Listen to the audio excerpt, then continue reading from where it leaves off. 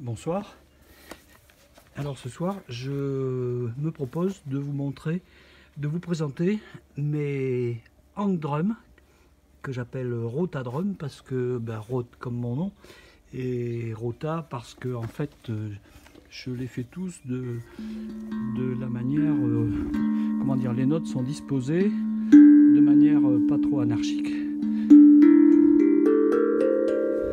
Voilà celui-là.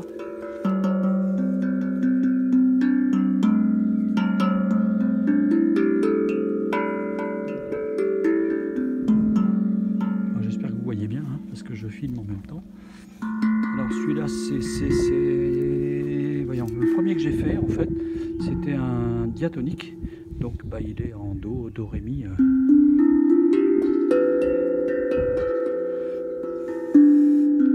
Avec un sol inférieur mais pas très bien accordé. Bon, c'est d'où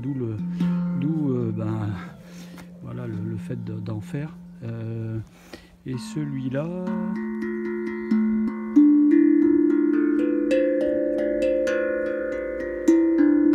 avec un la inférieur. Voilà, donc différents accords. Et donc en fait ils sont, pour fabriquer ça, c'est pas hyper compliqué, il faut quand même avoir un petit atelier, mais il n'y a pas beaucoup d'outillage, mais surtout être hyper prudent. La matière première, ce sont des bouteilles de gaz hein, qu'on trouve sur le Bon Coin ou dans les gens qui vident leur grenier, ils s'en débarrassent. Voilà, pour changer d'autres, pour remplacer par d'autres bouteilles de gaz. Donc l'idée c'est de partager, en fait, de séparer la bouteille, de commencer par enlever la partie inférieure à la bouteille. Voilà, donc la bouteille se présente comme ça, en fait elle est posée verticalement comme ça, avec sa sortie gaz au-dessus, et en dessous on a une espèce de couronne, voilà, qui permet de la stabiliser et aussi de lui donner un peu de poids.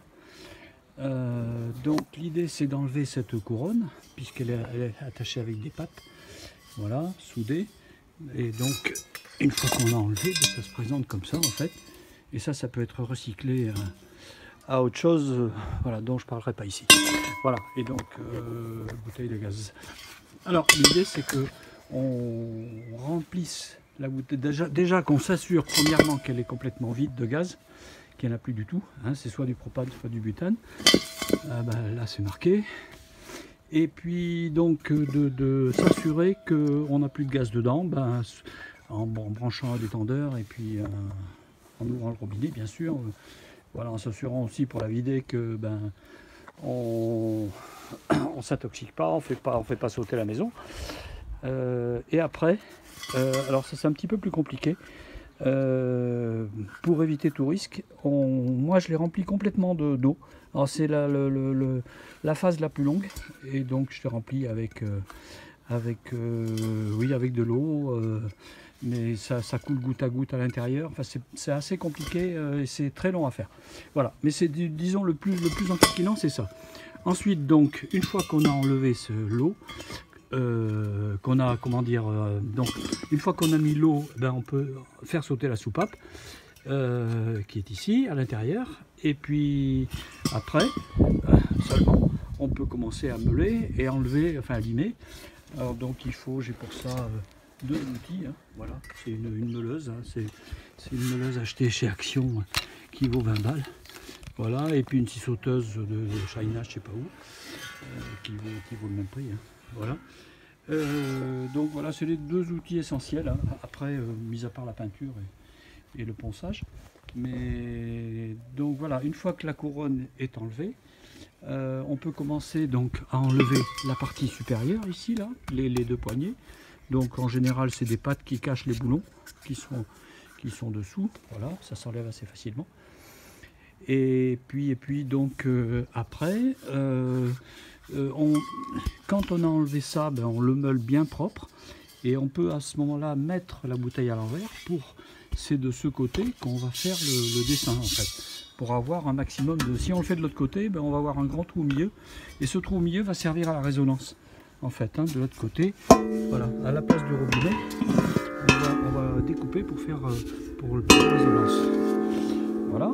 Et donc, où j'en étais, voilà. Donc après, une fois qu'on a bien poli le dessus, à la meuleuse, ou avec une brosse, on peut mettre aussi dans cet outil-là, on peut mettre des disques multilamelles, ça décape bien. Et voilà, donc après, ben, moi personnellement, je fais mon dessin d'avance, c'est-à-dire que j'ai tous les drums que j'ai déjà fait, voilà, donc j'ai mes abacs, et je me dessine ça sur le, comment dire, sur la partie qui deviendra supérieure. Et après, donc à la meuleuse, j'attaque en laissant 5 mm sur la périphérie. J'attaque ici en tout droit.